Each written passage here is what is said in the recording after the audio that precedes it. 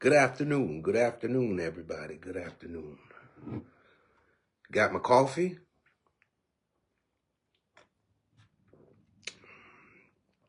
Got my coffee. And I'm ready to go. I hope everybody's doing well this afternoon. It's another blessed day. It's a beautiful, beautiful sunshiny day in Palm Beach County in South Florida.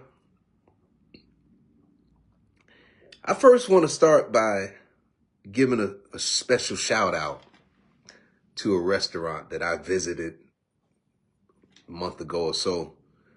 And the food was really good. And I highly suggest this restaurant if you're hungry and if you're looking for a good place to get some good ribs. I highly suggest this restaurant. It's Big Bite Barbecue and Seafood. Again, that's the restaurant's name is Big Bite Barbecue and Seafood. And it's located in Mangonia Park, Florida at 1521 45th Street. It's right across from the police department, from the sheriff's department, from the sheriff's office on 45th Street in Mangonia Park. Not too far from the flea market, across from the flea market. It was formerly McCrae's, but now it's Big Bite Barbecue and Seafood. And again, I went there a month or so ago and the food was great. I mean, it was phenomenal. And if you're hungry, I highly suggest it. You give Big Bite a shot. People there are great. The food was phenomenal. And I really enjoyed myself. And they also have other events that they do from time to time at Big Bite as well. I think they do Taco Tuesdays and they just had a class reunion event there for high schools in Palm Beach County. So they do other activities there as well. So if you're hungry and if you're looking for a great place to buy some ribs or some seafood, and they have a wide array of different things other than just barbecue on the menu. I recommend this restaurant. It's a great place to dine. It's a great place to grab a bite to eat, whether you like to eat in or whether you want to take it with you. They can accommodate that. And it's a really good place and a really good spot to grab you something to eat, to grab a bite to eat. Now, today's subject matter is accountability is the best ability. Accountability is the best ability. Now, Jonathan, why do you bring that topic up? Because I believe personally that this topic is paramount when it comes to our daily existence, when it comes to, us getting to a better place in life, when we're able to hold ourselves accountable. You remember, I think in my other live, I talked about being on Space Mountain and being on that roller coaster and having the ability to remain in the cart, and how so many times I fell out of the cart and bumped my head again. And even to the quote unquote normies, I also explained that if you're not restrained, if there's no restraint, that it's going to be virtually impossible to remain in that cart if you lack accountability. I talked about the fact that I'm a member of Alcoholics Anonymous and I've gone through the 12 steps, and how important it was for me to get to a point of working a fourth step, because for a very long time in my life, I blamed everybody else for all of my issues but Jonathan. I lacked accountability. And I believe that, see, because in our programs, it says in our program, in the Alcoholics Anonymous book, and see, when I talk about the AA book, I don't want people to think that it's just about alcohol, because what I kind of explained to you guys the other day, that I found out that alcohol wasn't even my problem. See, for some of you quote unquote normies, you're going to find out that some of the stuff that I share in accordance to the big book of Alcoholics Anonymous, you're going to find out that some of this stuff you can apply to your lives. Because I found out that alcohol wasn't even my problem. See, I had a Jonathan problem. That's what my problem was. I thought it was alcohol. No, alcohol for a very long time was my solution to what I believed was my problems. Alcohol wasn't even my problem. I told you in my live the other day that, I was addicted to escaping reality. So accountability is the best ability.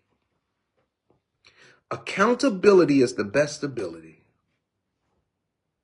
So, working that fourth step in the AA program, because we have 12 steps and each step requires something and each step is preparatory, that, it leads me from one step, from steps 1 through 12. They don't work backwards. I don't skip steps. No, they're preparatory to lead me from one step to the next step.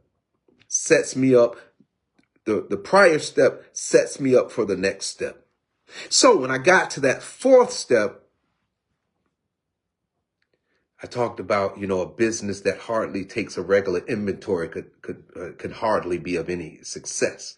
A business that doesn't take a regular inventory could hardly be of any success. So I talked about that in the most profound thing that I found out for Jonathan in working the steps was that fourth step pointed out to me that it wasn't them, Jonathan. It wasn't them. It was you. I told you, when I blame other people for my situations, what I do is that I give those people power and dominion to dictate how I behave. That's too much power and control to give another individual over my life. There are some people that are struggling with, things like, because I know some people are going to say, well, Jonathan, how can a fourth step apply to me or work for me when I was molested when I was 5 years old? And I can't let that go. And if you're 30 years old, and if you find that you're still struggling in that area and it's still a painful place for you, and it's still it's still getting in the way of you functioning as a productive member of society, or your life hasn't gotten better because you can't get past the fact that you were molested when you were 5 years old. See, I'm going to tell you where the accountability comes in with that. The mere fact that it's still controlling your life is the part that you play in it. The fact that you can't let it go is the part that you're playing in it. And I'm not here to say that I'm not a victim's advocate, or I don't have any sympathy or empathy for people that have been through some tremendous, horrific situations, in their past, or when they were children, or any of those things. I'm simply here trying to help people get to a better place. So for those individuals, because there are a lot of you out there that have experienced some real horrific things in your past, that you're an adult now, and it's still governing and dictating your life and your relationships with other people, and how you function in life. Some of you, those things are holding you back from being successful in life. And I'm here to tell you is that the accountability, the role that I play in that, is the fact that at 30 years old, 40 years old, 50 years old, 60 years old, I am still allowing those situations to control and dictate my life. So, accountability is the best ability. Accountability is the best ability. See, in order for me to start anew in anything in life, in order for me to start over or to start anew, because I've heard it said that, people say things like, you know, oh, this individual. See, if you hear somebody if somebody tells you that you've made a 360-degree change in your life, you need to tell them the devil is a liar and stop telling me that, because that is a lie. Because if I've made a 360-degree turn in my life, that means that I was wherever I started at, I'm back to wherever I started at. See, the key is to make a 180. The key is to make a full 180, 180-degree turn. If I go 360 degrees, that means that if I was going through hell, and that means that if my life was in all turmoil, that means that if things weren't going great, I've made a 360-degree turn right back to that situation. See, I used to think that surrendering and saying that I didn't know, throwing in the white towel, I was taught that that was a sign of weakness. And what I found out is that when I admit that I can't do it, when I surrender to it, what I found out was that I invite another option in. See, as long as I hold on to what I think that I know, see, because what I found out, that's why in our literature it says I tried to hold on to my old ideas and the result was nil until I let go absolutely. So what I found out was that there's some things that I've been trying to do over and over. And we all know what they say the definition of insanity is. The definition of insanity, I do the same thing over and over again, expecting a different result in trying to do this method of what I think works. I keep getting the same result because I keep doing the same thing over and over again. And see, even a greater level of insanity is that there's some situations that I know what the outcome is. I know what's going to happen. I've gotten to a point that I've done it so many times that I know what the result is going to be. I know what the outcome is going to be. And I still apply the same method that I've applied over and over and over again, and I keep getting the same result. So, see, it's time for some of us to file bankruptcy. I used to think surrender was a sign of weakness, throwing in the towel, admitting that I don't know. I used to think that that was a sign of weakness. But I found out is that it's actually a sign of strength.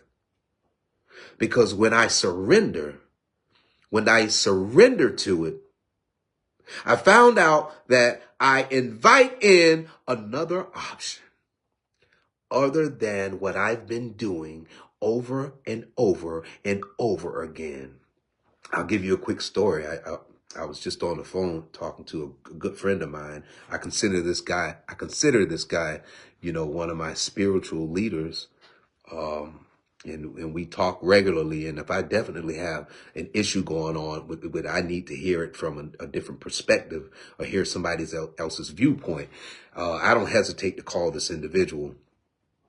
And so I was just on the phone talking to him about surrender and about it being a sign of strength as a sign of weakness, because I tried to hold on to my old ideas and the result was nil. So a lot of that stuff that Jonathan used to think, see, let me explain something to you. So, because see, a lot of people are under the impression that when they talk to me today, that they're still talking to the same guy that was on Sapodilla, the same guy that was on Tamron, the same guy that used to be at the barbershop every day drunk. See, physically, there's a lot of similarities to that guy. But internally, My perception, my perspective is not the same.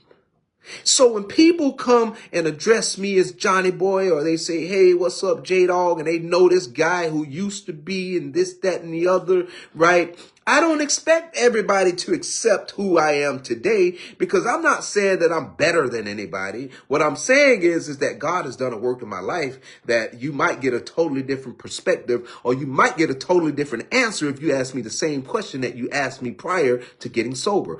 If you had to ask me certain to express myself or to give you an answer based on certain topics prior to me getting sober, see, my answers may have changed.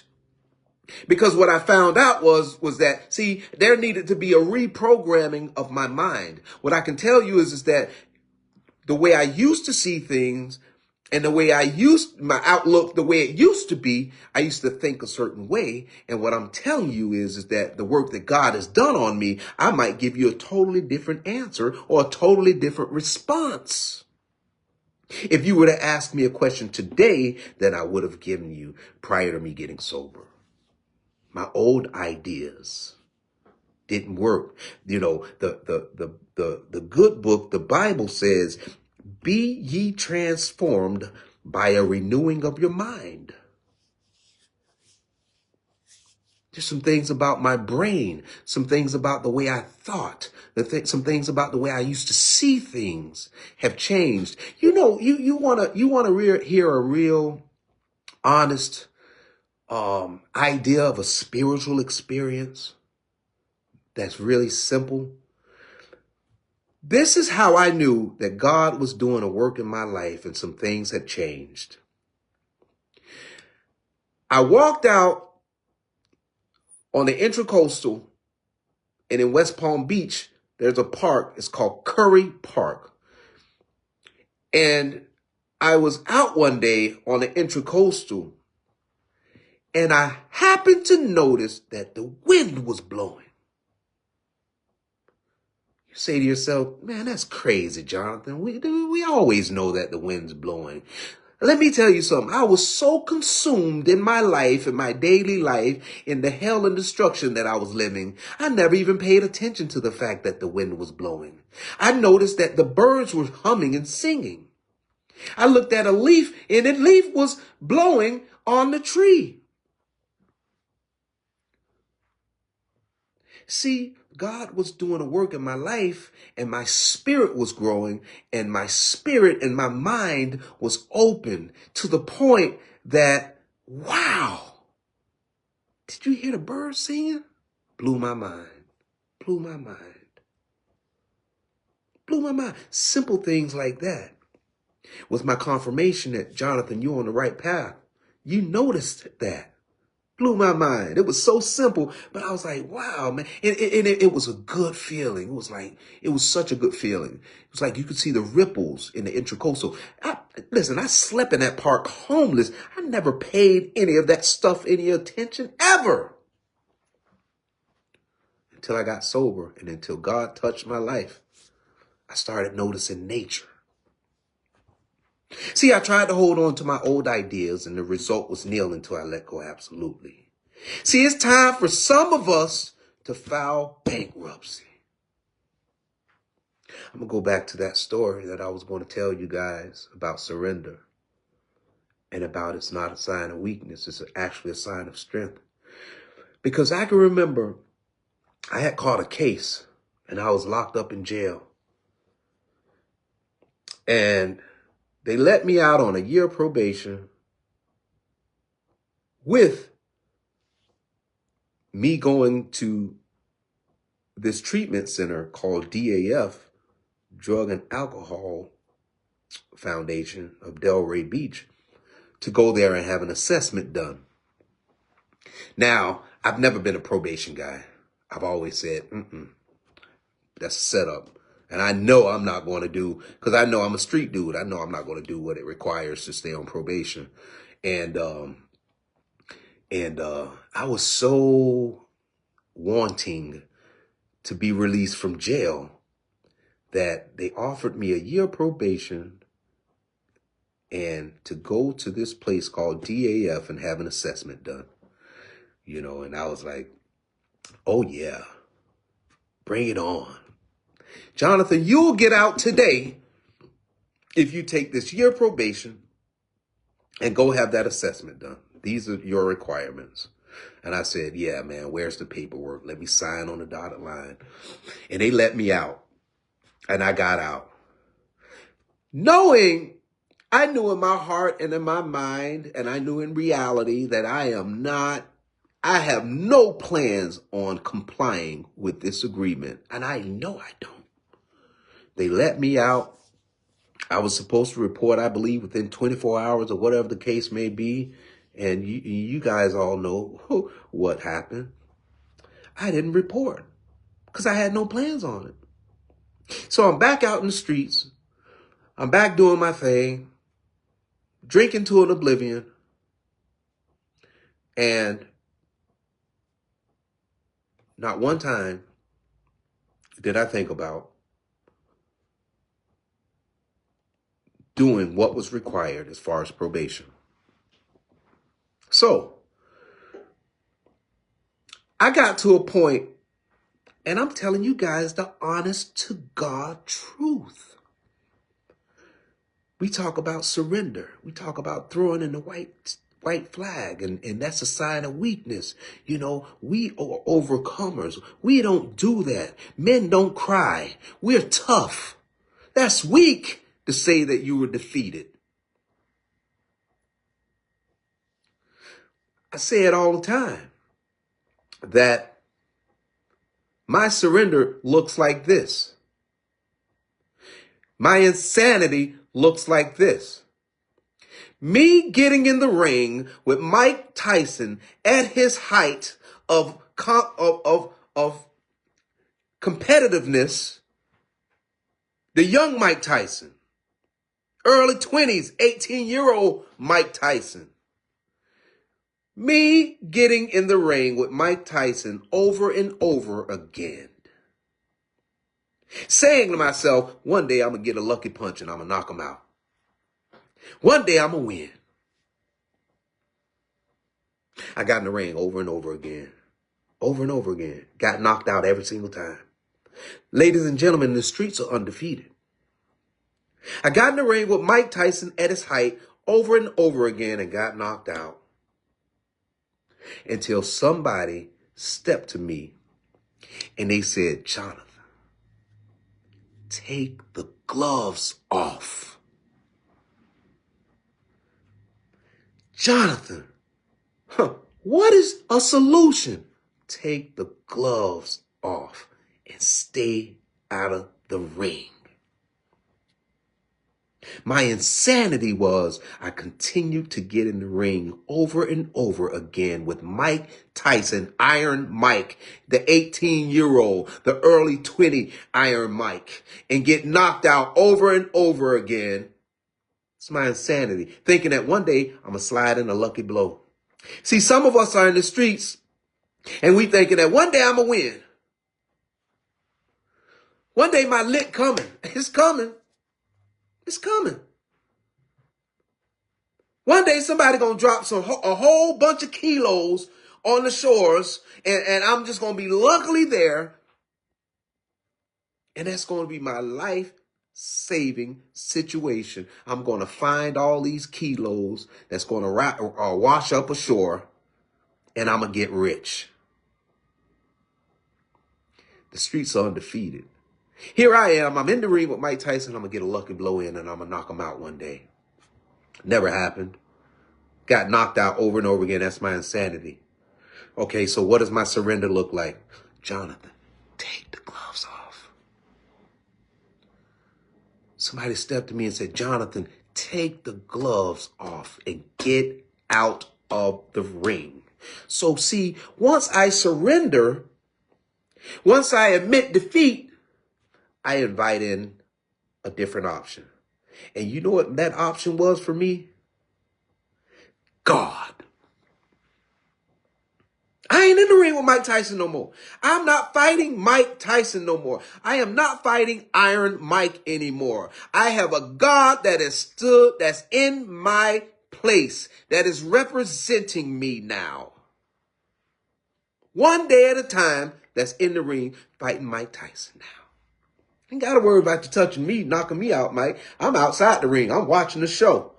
I'm given an opportunity every single morning when God blow the breath of life in my lungs, that I get an opportunity to wake up and I get to watch God fight Mike Tyson on a daily basis. Because if you think that life doesn't show up, see, some of us, according to who we are in the spirit, right, we wake up each day and we are shot bows and arrows of fire at us on a daily basis. Some of us need to file bankruptcy. It's time to file bankruptcy. It ain't a sign of weakness.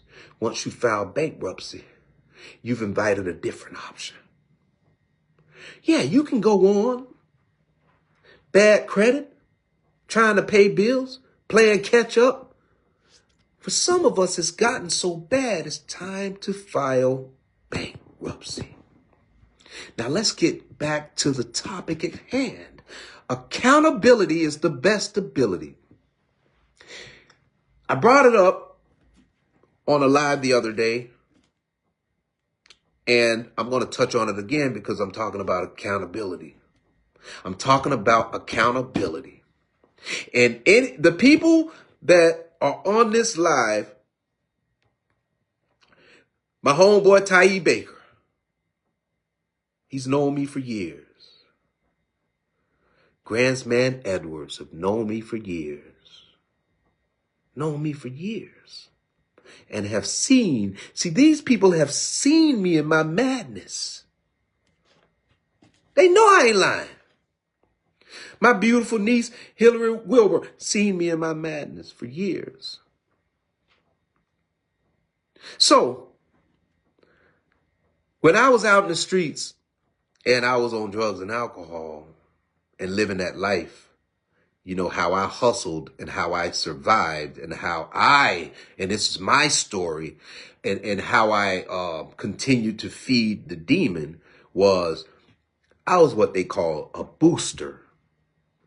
And a booster is just a sporty slang term for a shoplifter. That's what I did to maintain my lifestyle when I was out in the streets. That's what I did.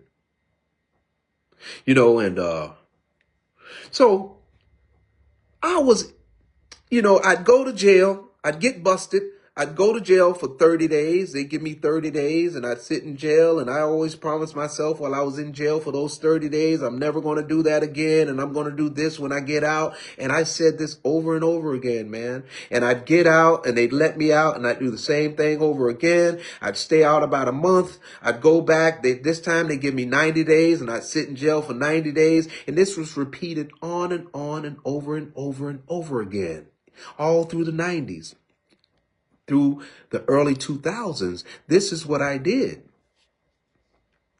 And I'd be back in jail, man.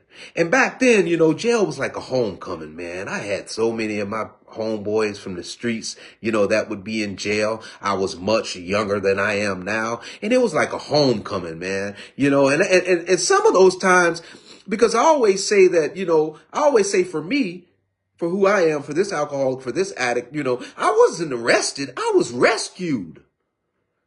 Because there were so many times, man, I had been out there in the streets doing what I was doing, you know, and living that life, man. And sometimes I would be tired, man.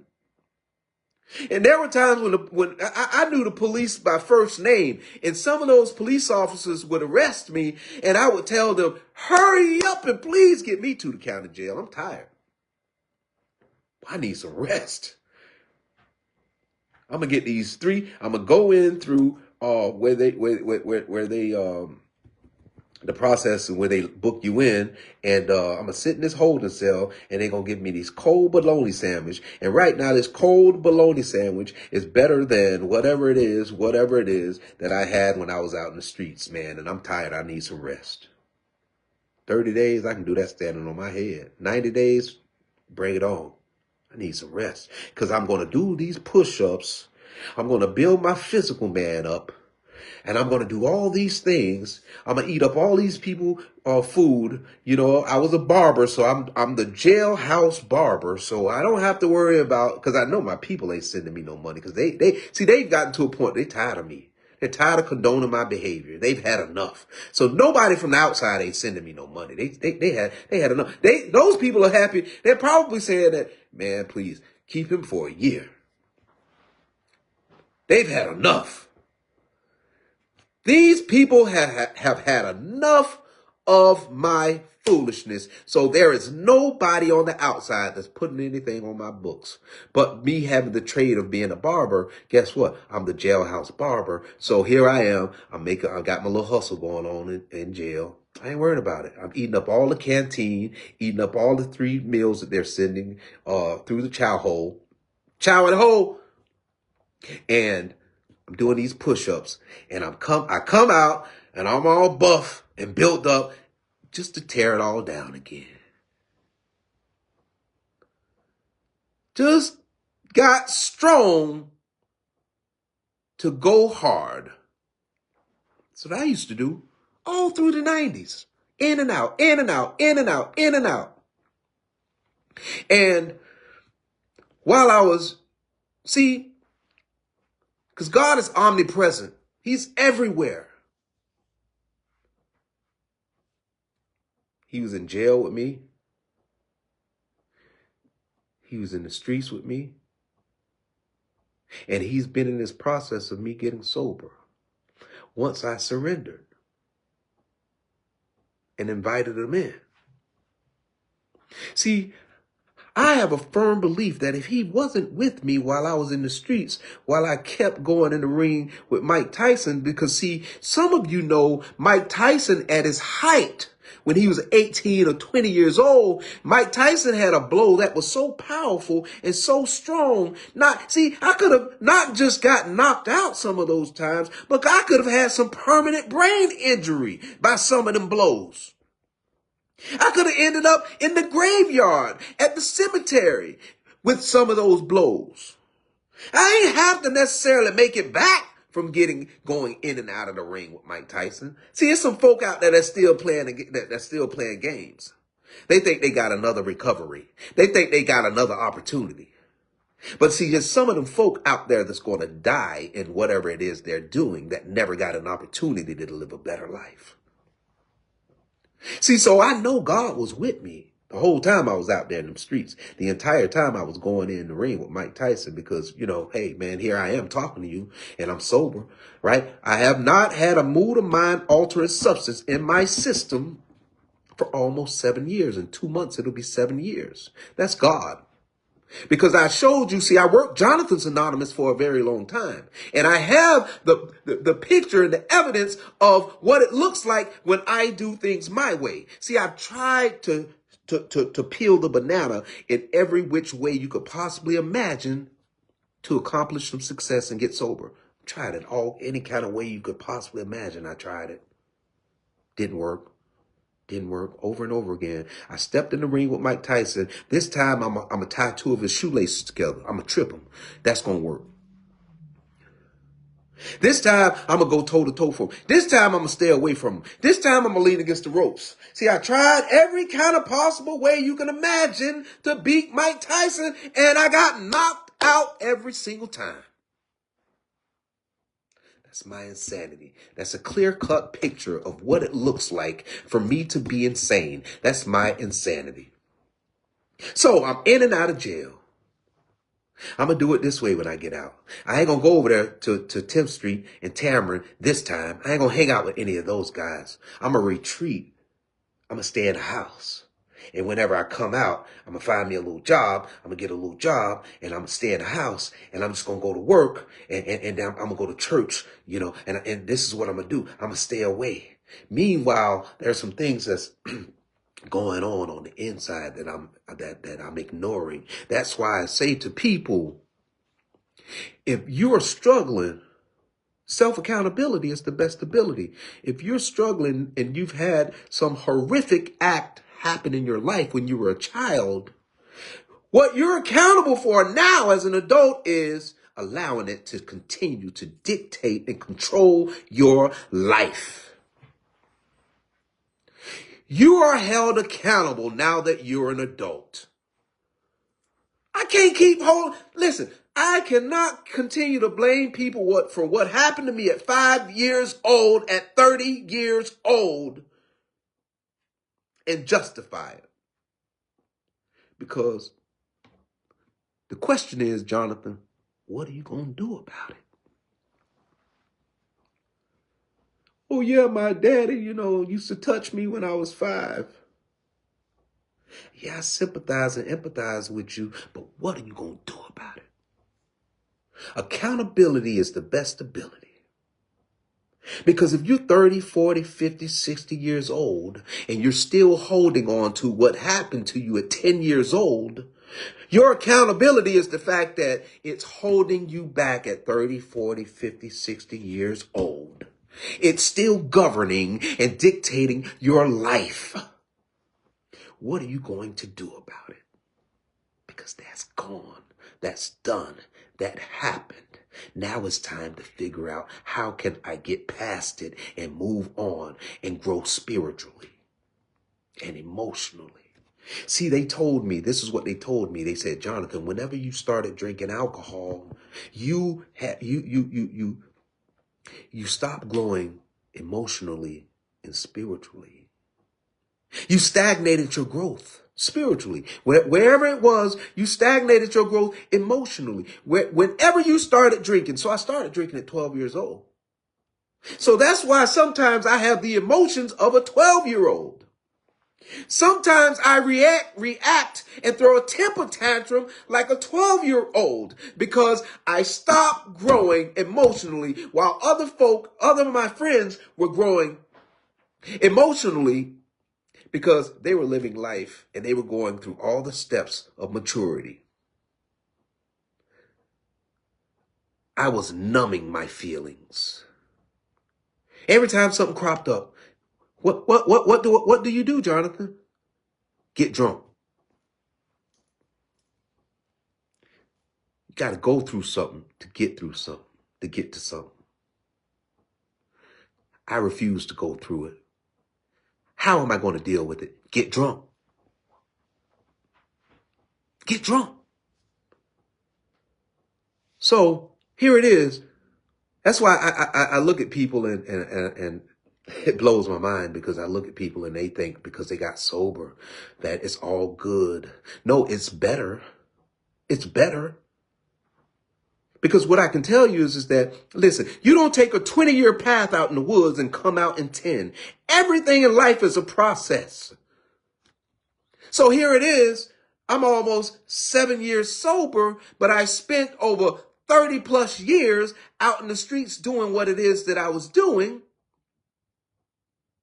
And I'm grown, man. No, what my picture of behavior at this point in life still to this day looks a little bit different from some of my friends that never drank or drug or that went alcoholic or that drank moderately or that drank socially. See, my behavior in comparison to those individuals from time to time look different. Here I am, 56 years old, and sometimes my behavior still comes out as a 12-year-old. I tell people all the time, in this process of maturing, I'm about 20, 25 years old. Here it is, I'm almost 57 years old, but emotionally, I'm about 20, 25 years old. I ain't 12 no more.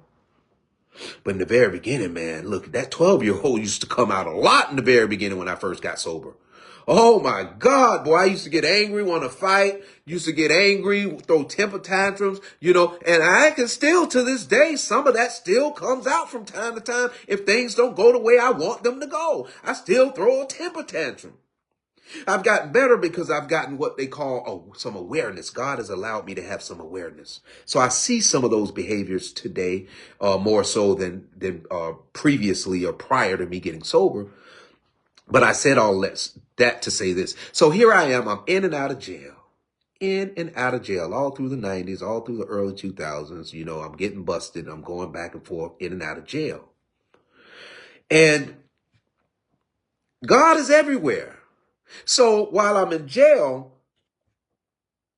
you know, there's a slew load of people, of my friends or my homeboys that are in jail with me. And some of those individuals are congregating and they're talking about how they're going to do it different this time with this lick. And, you know, had we robbed that bank and when we hid in the sewers, and this time you forgot to cut out the bottom of the van so that once we come out of the sewer, we can get back in the van. So this time, or you got a homeboy that's telling you that, man, listen, I'm telling you, see, it's hot over there on 18th Street, but you know what? There's a little cut over there on 6th Street that maybe you might want to sell your substances over there. See, I'm going to do it different next time. See, you got a whole bunch of demons that are sitting in one place at one time, congregating,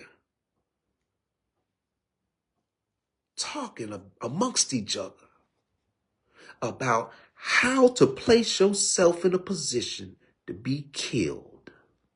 Because he came to kill, steal, and destroy. So you got you have a lot of these demons that are congregating while you're locked up, and they're talking about destructive things. How you can do it better, or how you can do it different this time or next time when you get out. Oh, I know I got a homeboy down in Fort Lauderdale, and he's up on this new internet or computer thing of deception, getting paid. And you don't even know you being set up for that little county jail time. Dude, you being set up for some Fed time this time. You don't even know it. But see, in the midst of those demonic forces and those demons congregating, in the midst of that, you know, I ran into some old timers, some old school, some good natured people that for whatever reason, they were locked up with me. And see, you know, they've been locked up they've been up the road, and maybe they're back to the county jail or whatever the case may be. But see, they've done some self-research. They've learned some things about themselves. And in the midst of all those demons, you know, there'd be somebody sitting in one of those cells that just gravitated towards me. And they'd come to me and they'd say things that to help me. And they were planting seed. You know, a lot of the stuff that I learned prior to me getting sober, I didn't practice that stuff overnight. Some people were just planting seed. There were some people that came into my life years ago that told me some things, and I was like, yeah, okay, I hear you, but I don't hear you. One in one ear and out the other. But they were planting seed. So there'd be some guy in that cell, and that would give me suggestions or would mention certain things.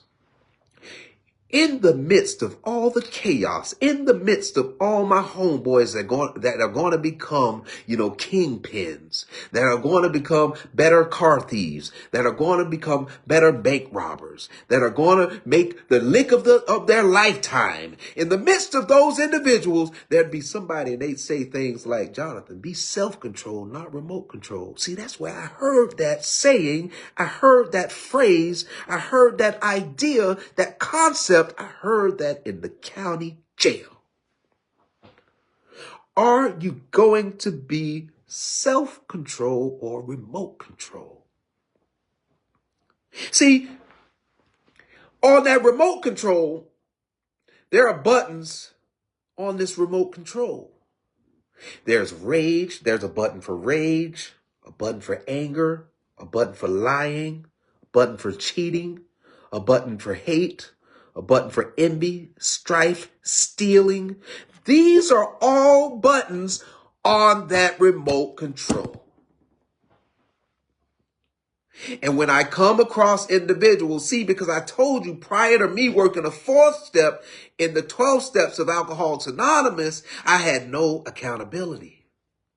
I blame the world for everything. If my mama hadn't have said this to me, if this girl hadn't have broke up with me, if that guy hadn't have stepped on my new J's, if this person hadn't have bust my window out, if this judge hadn't have, that was my idealism. That's how I viewed the world. It ain't never Jonathan. It's you. If you hadn't have messed with me, I wouldn't have blown your brains out. I wouldn't have hit you in the mouth. But here it is. I'm sitting in the county jail behind those actions and that behavior. How is that your fault? They didn't give you the charge. They gave the charge to me. How is that your fault? I'm sitting in the county jail for the domestic charge. You're home. See, if she hadn't have messed with it, if she hadn't have cheated on me, if I hadn't have caught her with my homeboy, I wouldn't have done that. I wouldn't have did this. That's how I always felt until I worked the fourth step, and I found out that the reoccurring theme, the common denominator in my life was Jonathan. It wasn't you. It wasn't them. It wasn't her. It was Jonathan.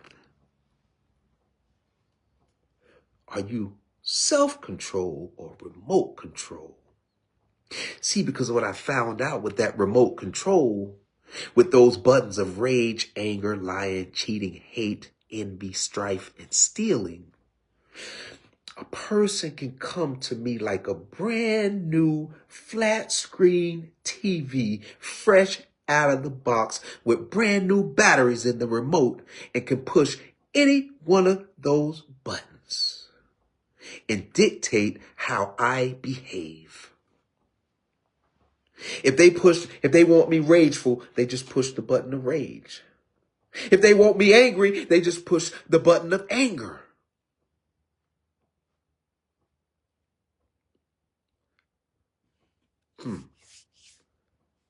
I allowed people to dictate how I behaved. Am I going to be self-control or remote control?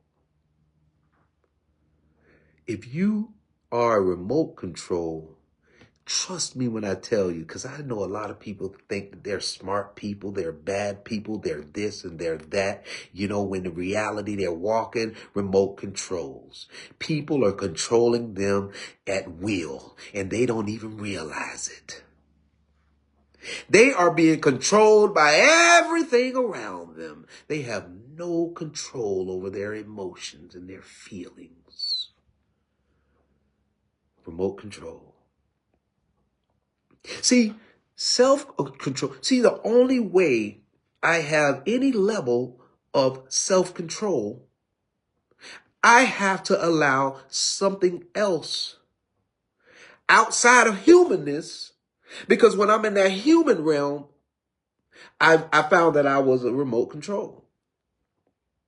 Prior to working that fourth step, see, I found out that it wasn't the world that was messing everything up. It was Jonathan that was messing everything up in the world.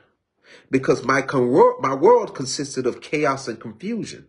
And so for a very long time, I blamed everything on the world. It's their fault. It's not my fault. I don't care how many people or how many results or how many outcomes have happened that have not worked out in my best interest. It is not Jonathan. It is the world's fault. So see, that's when I'm in that humanness. But once I got to a place of self-accountability, I opened up the doors to a new option. Once I surrendered, I opened up the door to another option other than mine. See, my self-accountability, my self-control comes from allowing something that is more powerful than me, that I can't see, to help me in my behavior and in my direction in life. And that one is God. As long as I only dwelled according to my humanness, I was always a remote control. Now, that's not to say I'm not talking about perfection here, because my humanness still comes out. And some days I still get mad. The magic word is awareness. Today I have some awareness. When those emotions crop up and I get to work what's called a 10th step, I get to go and make immediate direct amends to the individual whose toes I've stepped on, who I have wronged, who I have did wrong. I'm able to go to that individual and make an amends immediately, or when it crops up and it comes up in my awareness, as opposed to going to sleep at night saying, I'm grown, I can do what I want to do, and I hurt people, I did people wrong, and I did this, that, and the other, and I don't have to make it right with anybody because I'm grown. No, you can't do, I don't care how, whether you're 20 years old, whether you're 73 or whether you're 100 years old, you can't do what you want to do. You can, but there are some consequences and repercussions behind doing what you want to do. See, some things are about respect. And sometimes, although it doesn't look like that I'm wrong, sometimes I'm right and I'm still wrong based on my behavior towards, or my response or my reaction towards the situation. I have just made myself wrong and I was dead right. Sometimes it requires not saying nothing. But sometimes I could be dead right, and because I cussed them out and pulled their hair or wanted to fight or whatever the case may be, because I got caught up into my emotions and my feelings, and we talk about it all the time. Feelings ain't facts. And when I get caught up into those things, my reaction made me wrong. And I was dead right. I was dead right. My reaction made me wrong. So, are you going to be self-control or remote control? Once you get tired, once you're sick and tired of being sick and tired of feeling the way you felt for years, when you've been depressed for years, when you've been miserable for years, when you've been hurt for years, when it seems like you're so lonely, nobody wants to have anything to do with you because you lack self-accountability, and people have had enough. They're tired. Some of you people are just tired of you because you're always blaming somebody else. Some of you people are just tired. They're sick and tired of you because everything that happens, every situation that goes down, you are telling them, see, I don't care how wrong you are, how wrong it looks, you're still telling these people, it's your fault. Some people out there are just tired. Are you going to be self-control or remote control? If you're tired of people controlling and having that much power over your life because you're remote control, you got to be willing to do something different. You got to surrender to that. You got to allow another force in, man. Something that's more powerful than you. Until then, you're going to continue blaming others. So anyway, I just wanted to come on here today. I always say that I'm not going to keep you long, and I always end up keeping everybody a long time because I am long. I can be very long-winded, and I know that about myself. But man, I appreciate everybody chiming in, man. I appreciate the fact that people chimed in. You know, it's truly a blessing to be able to come share my experience, strength, and hope with other people. So I appreciate the people that chimed in. And until we talk again, go out and help somebody else. We all need to help each other because we all are dealing with some things, whether we admit it or whether it seems small. We all are dealing with some things in our lives. So let's try to help each other. And until we talk again, peace.